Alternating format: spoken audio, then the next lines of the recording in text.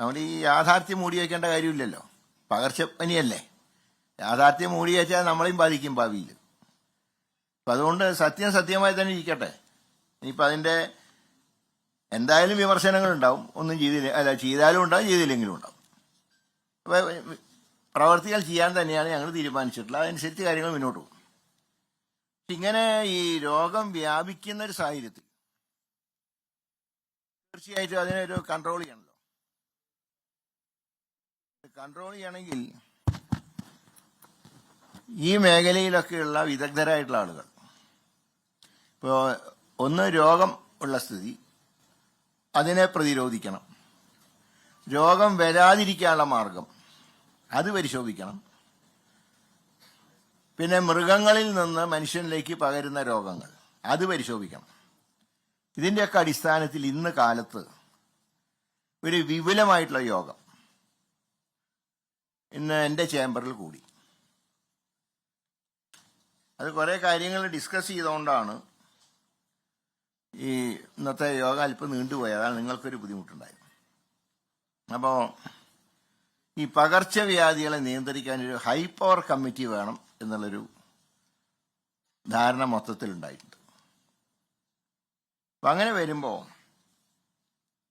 ഇതുകൊണ്ട് ലക്ഷ്യമിടുന്നത്, ഇതിനു വേണ്ടി ഒരു ഹൈ പവർ കമ്മിറ്റി ഒരു കലണ്ടർ തയ്യാറാക്കുക. ഈ പകർച്ചപ്പനികൾ നിയന്ത്രിക്കാനുള്ള ഒരു കലണ്ടർ തയ്യാറാക്കുക.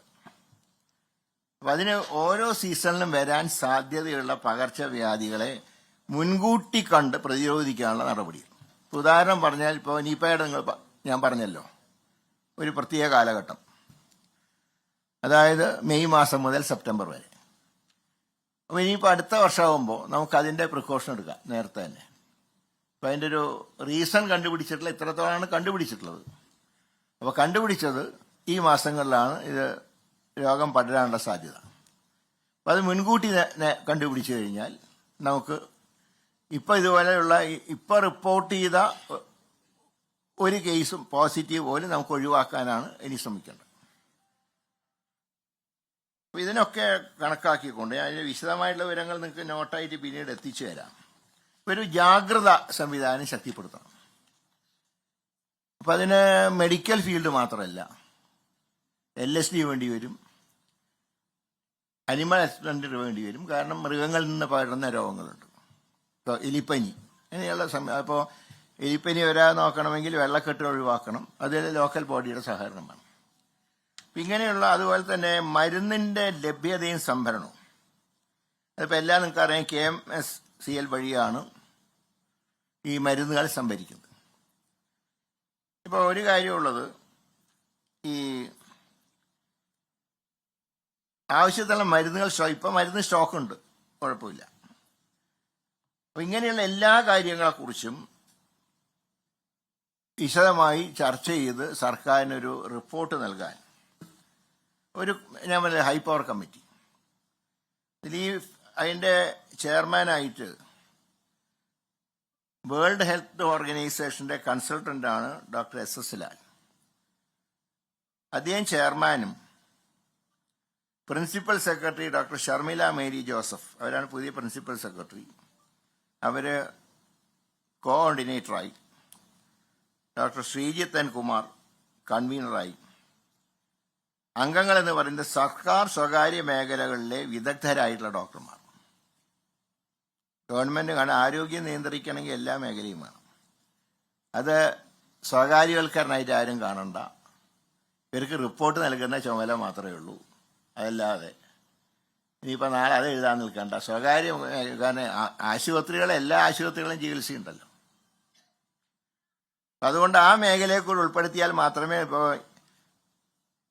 IMA എന്ന് പറയുമ്പോൾ എല്ലാ ഡോക്ടർമാരും ഇല്ലേ, അപ്പം അവരുടെ കൂടെ നിർദ്ദേശം അനുസരിച്ചാണ് എൻ്റെ ഒരു ചാർട്ട് പ്രിപ്പയർ ചെയ്യുന്നത്. അതുപോലെ തന്നെ ആയുഷ് വകുപ്പിലെ ഡോക്ടർമാർ, അനിമൽ ഹസ്ബൻഡറി വകുപ്പ്, ഭക്ഷ്യസുരക്ഷാ വകുപ്പ് എന്നിവയിൽ നിന്നുള്ള വിദഗ്ധന്മാരും ഇതിൽ ഉൾപ്പെട്ടിട്ടുണ്ട്. ഇനി ലോക്കൽ ബോഡിയുടെ സംവിധാനം കൂടെ ഇതിൽ ഉൾപ്പെടുത്താനാണ് തീരുമാനിച്ചിട്ടുള്ളത്. അപ്പോൾ സംസ്ഥാന തലത്തിൽ ആക്ഷൻ കമ്മിറ്റി വേണം, അതാണ് ഈ കമ്മിറ്റി. ഇനി ജില്ലാതലത്തിൽ ഔട്ട് ബ്രേക്ക് മോണിറ്ററിംഗ് യൂണിറ്റ്.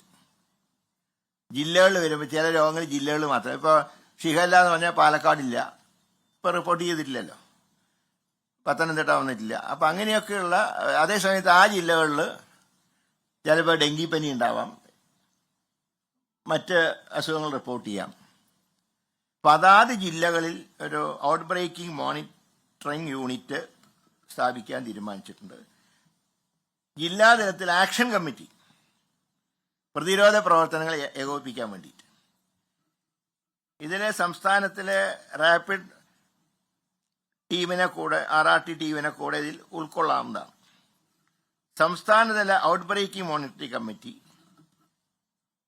കൂടെ രൂപീകരിച്ച്, അപ്പോൾ ഇതിന്റെ ലക്ഷ്യമൊന്നും മറ്റൊന്നുമല്ല, പഞ്ചായത്ത് ലെവൽ വരെ ഉണ്ടാവാൻ സാധ്യതയുള്ള രോഗങ്ങളെ പ്രതിരോധിക്കുക. രോഗങ്ങൾ റിപ്പോർട്ട് ചെയ്ത സ്ഥലത്ത് അതിനെ എങ്ങനെ പ്രിവെന്റ് ചെയ്യുന്നുള്ളതിനെ കുറിച്ച് അന്വേഷിക്കുക. ഒരു കാര്യം ഞാൻ പറയാം, ഇതിൻ്റെയൊക്കെ ഫൈനൽ അതോറിറ്റി എന്ന് പറയുന്നത് ആരോഗ്യ മന്ത്രാലയം തന്നെയാണ്. പ്രിൻസിപ്പൽ സെക്രട്ടറി, DME, DHS തുടങ്ങിയ സംവിധാനങ്ങളാണ് ഏത് നിർദ്ദേശം ആരോഗ്യ വകുപ്പിൽ നടപ്പാക്കുക. അത് തികച്ചും ഔദ്യോഗികമായി തന്നെ കാര്യങ്ങൾ മുന്നോട്ട്. ഇത് ഞങ്ങളെ സഹായിക്കാനൊരു കമ്മിറ്റി എന്നുള്ള നിലയ്ക്കാണ് ഹൈപ്പവർ കമ്മിറ്റിയെ നിയോഗിച്ചിട്ടുള്ളത്. അതായത് ഇതുപോലുള്ള എപ്പോഴും ഉണ്ടാവുന്ന ചില പകർച്ചവ്യാധികളെ ഇനി എങ്ങനെ ഭാവിയിൽ നിയന്ത്രിക്കാം, അതിനെക്കുറിച്ചാണ് അന്വേഷിക്കാൻ ചുമതലപ്പെടുത്തിയിട്ടുള്ളത്. അപ്പോൾ അടുത്ത വർഷം മുതൽ കഴിയുന്നത്ര രോഗപ്രതിരോധം നടപ്പാക്കുക, അതാണ് ലക്ഷ്യം.